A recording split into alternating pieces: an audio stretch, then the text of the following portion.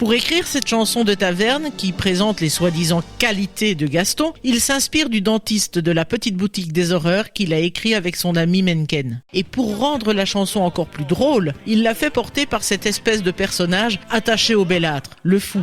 Mencken raconte qu'Howard écrivait les paroles tandis que lui adaptait la musique au fur et à mesure.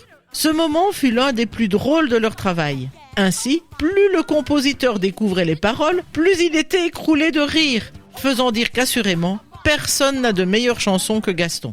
Il est vrai que le passage est particulièrement réussi, malgré les coupures qui avaient été effectuées. Attends, si je comprends bien, le film n'a donc pas montré l'ensemble de la chanson écrite par Ashman.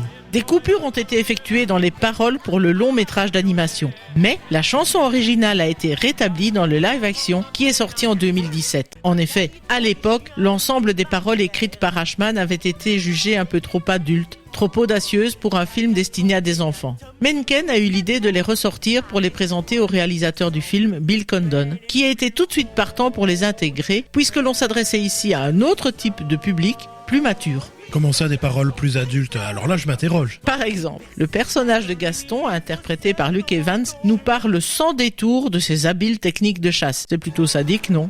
Mencken a toutefois justifié que selon lui, il était bon d'oser des changements lors de la reprise d'un film. Ils apportent un nouvel éclairage et font suite à l'évolution du public.